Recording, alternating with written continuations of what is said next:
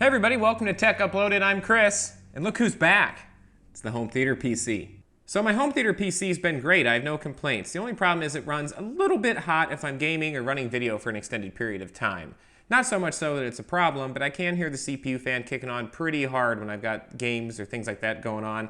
And I know that that 7850 graphics card in there is also kicking out quite a bit of heat because it does have a decent power draw to it, and it's not really in the best position in the case as far as cooling is concerned. It doesn't have any additional fans to get the heat out of there, except for the fans on the card.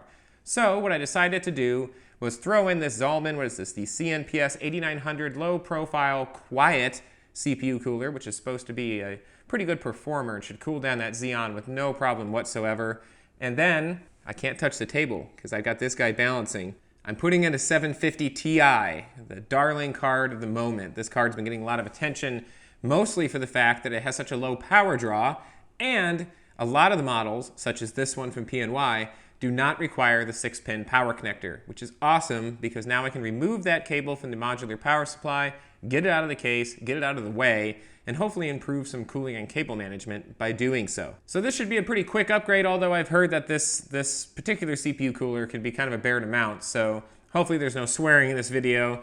But I'm going to get that put on there, throw in the 750 in place of the 7850, which will actually be going in a gaming build for my dad, and then see if we can bring temperatures down. I did some readings before doing this upgrade, including some noise readings, and then I'm going to be doing readings again afterwards just to see how much of a cooling performance I see by making these two small little changes. Hopefully my home theater PC will be happy. Okay, so in order to pull this off, I'm going to have to pull out a lot of things from this case. Now, if you haven't watched the build video for this Xeon 1230 V3 home theater PC, be sure to check that out and you'll get an idea for just how cramped everything is in here.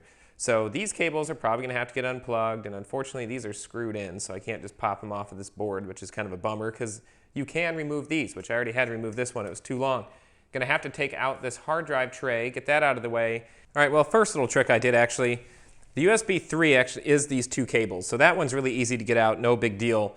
And then I was able to unplug the others because this is USB and it's clearly the plug that it is. It's the wide one. However, these two plugs are exactly the same, and I wanted to make sure I had a way to differentiate them, so I just took a little cable tie and temporarily wrapped it around this plug to know that it goes at the bottom along with this plug here for the HD audio. So now I can get this thing out of the way and get to work. All right, so here's everything that you get in the box for the Zalman cooler. Obviously, the CPU cooler itself.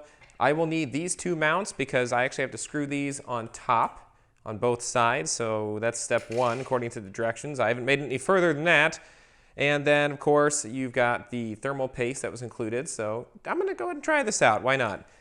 A fan extension cable in case you need it, which I don't know if I need it or not. Probably not. A back plate. So that's the part I'm worried about. I don't think I'm going to be able to get to it. And then some of these screws I'll need, some of the, oh, there they go. So some of these screws I'll need, some of them I won't. And then here is the hardware that you will need if you're going to be mounting on an AMD platform. Okay, the back plate's a little bit complicated. What you want to do here is you have to take these little end caps, slide them on, and then make sure that this part is in the right hole. So what you want to do here is take one of the nuts, line it up on the middle hole, because that's what you use for 1155, 1156, and 1150. Turn it over, stick it through on the bottom side in the middle hole. Make sure it's sitting flush, and then take your cap and slide it on so that it locks in place. You have to kind of push.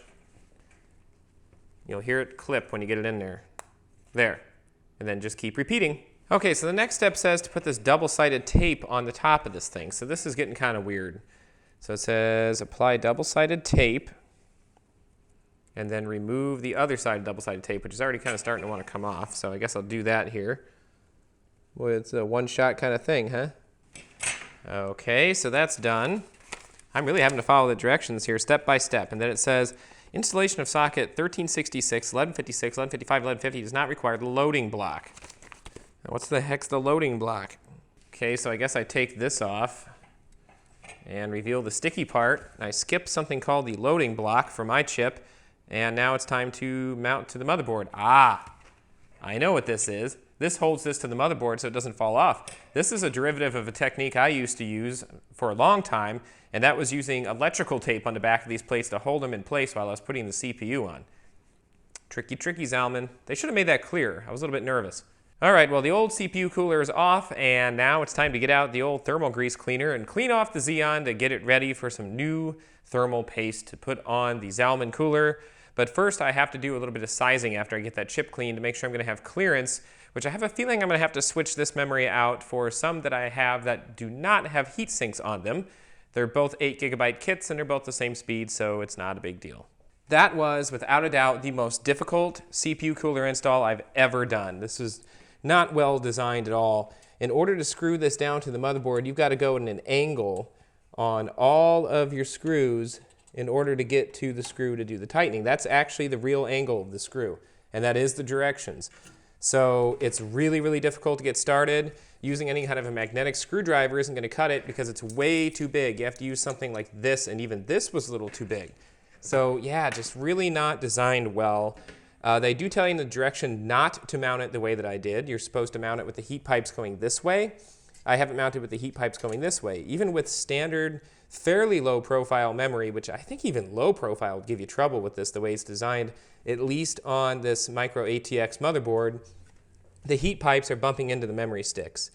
So that's not great either. So I have it mounted the way they suggest you don't, and getting it mounted was difficult.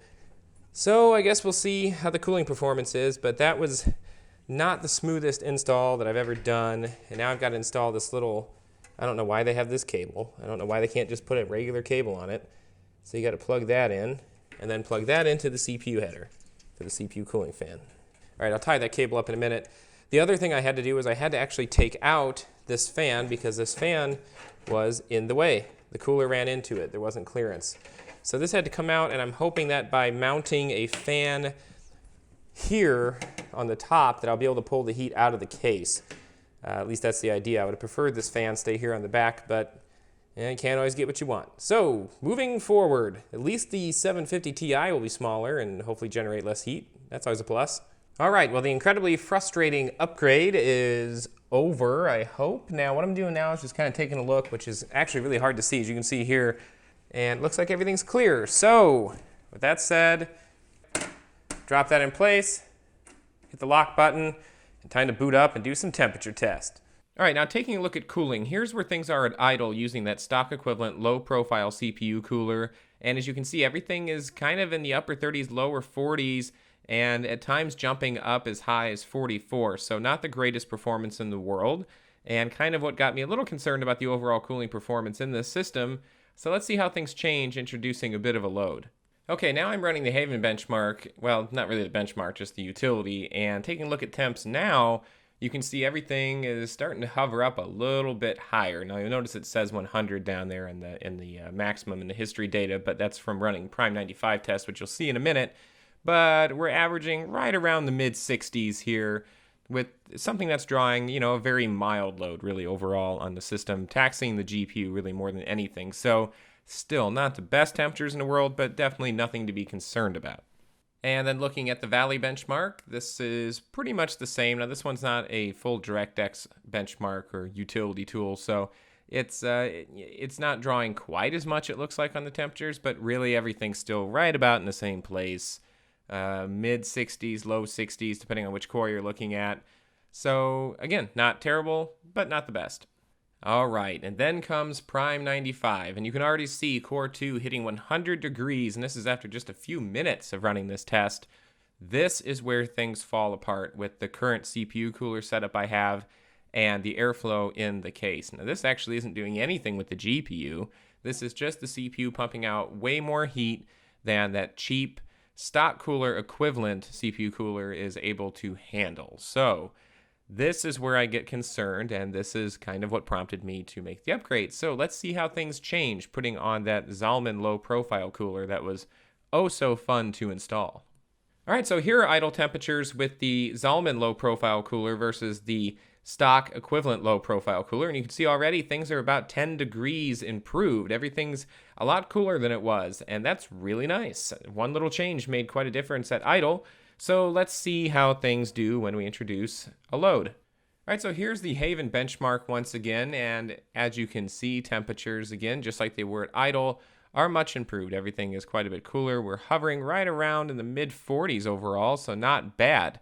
And I can notice that it is a little bit quieter. I don't hear things kicking up quite as much as I did before, so that is nice. So taking a look at that, let's head over to the Valley benchmark and see if things are consistent there.